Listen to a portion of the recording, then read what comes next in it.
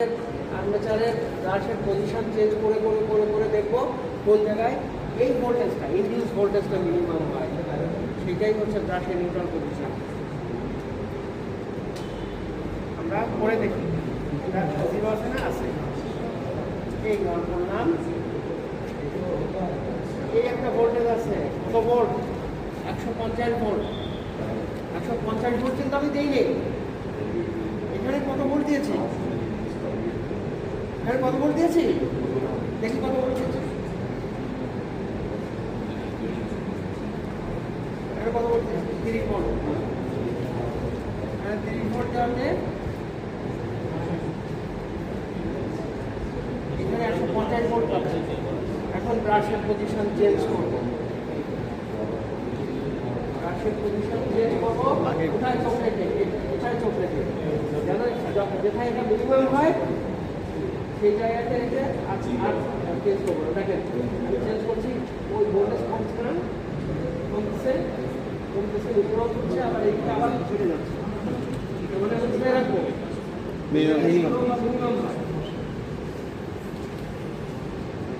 এই এটার কত ভোল্ট আছে? জিরো। প্রায় জিরো। এটা হচ্ছে ব্রাশের নিউট্রাল পজিশন। তাহলে ব্রাশের নিউট্রাল পজিশন কি? ভাই জিজ্ঞেস করবে। ব্রাশের নিউট্রাল পজিশন হচ্ছে ব্রাশকে সেই জায়গাতে রাখা, ব্রাশের কাছে যেই কন্ডাক্টরটা আসে সেই কন্ডাক্টরটা যেন পোলের মাঝে ভার্টিক্যাল অবস্থায় থাকে, সেই পজিশনে রাখাকে ব্রাশের নিউট্রাল পজিশন বলে। এটা কিন্তু বইয়ে এইভাবে নেই, বইয়ে বোধহয় অনেক সুন্দর সুন্দর করে লেখা আছে।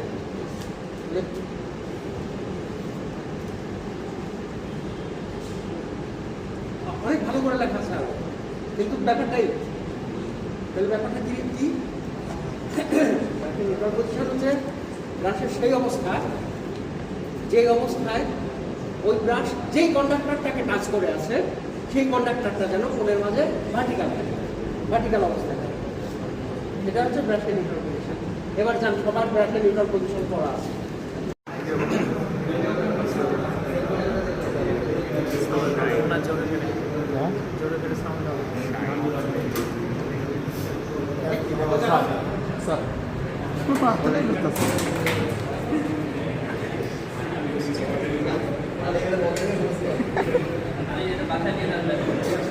আরো কি নিছো?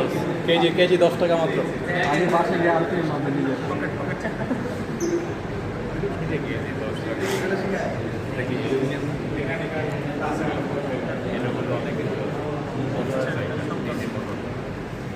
খুব কম সময়ের জন্য স্পিডটাও বের করে দেবো।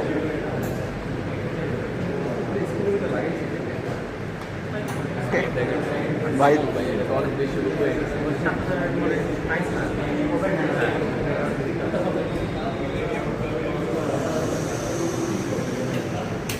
কাপড় পর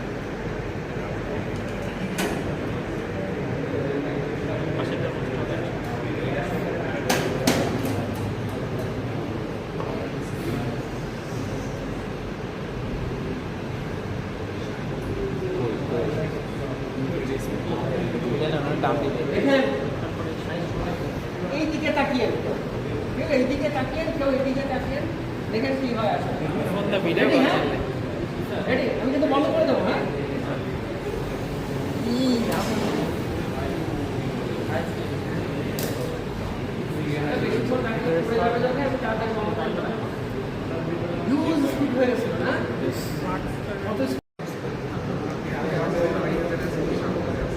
কারো কি ধারণা আছে?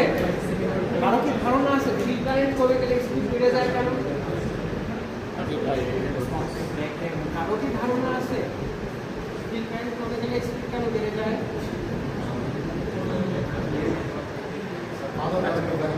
হ্যাঁ,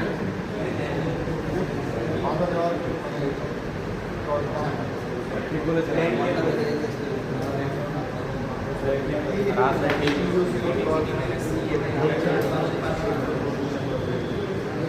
বেশি তবুও ভালো। আপনাদের একটা জিনিস তবুও ভালো, সেটা হলো আপনারা বলেন নাই স্পিডের ইকুয়েশনে হাইয়ের সাথে স্পিড হচ্ছে ইনভার্সলি প্রপোর্শনাল, সেই জন্য হাই কমে গেলে স্পিড বেড়ে যায়।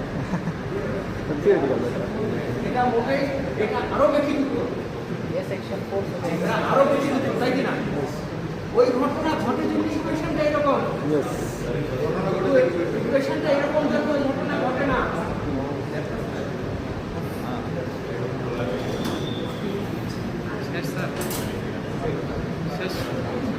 আবার একটু দেখাইলাম আপনার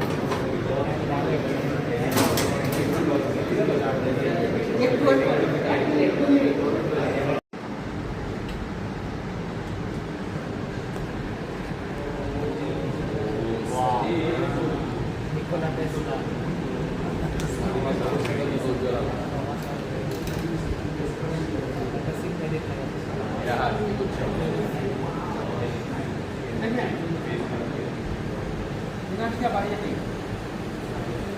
একবার অফ করে দেয়, হ্যাঁ দেখেন অফ। ল্যাম্পটা কি সাথে সাথে বন্ধ হয়ে গেছে?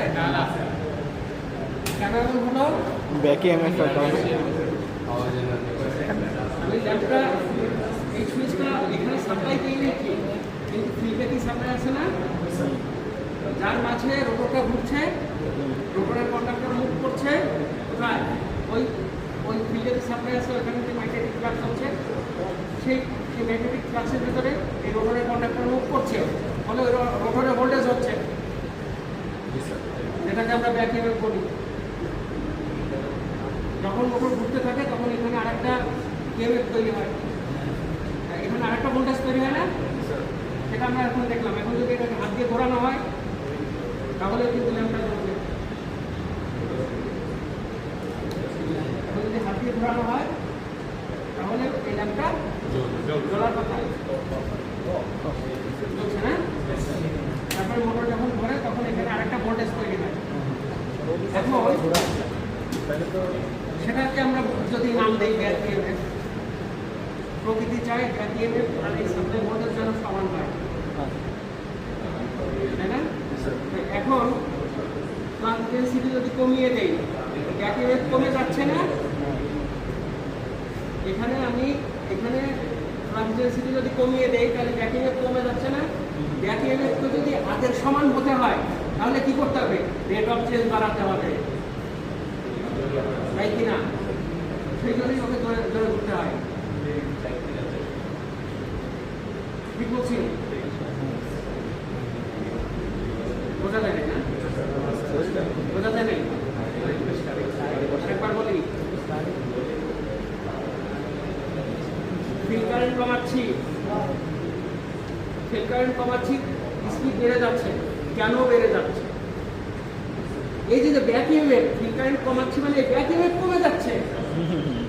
ও তো চাচ্ছে আগের সমান হতে, ও তো চাচ্ছে এই সাপ্লাই ভোল্টেজের সমান হতে। তো ওকে যদি এই সাপ্লাই ভোল্টেজের সমান হতে হয়, মানে আগের সমান হতে হয়, তাহলে কি করতে হবে?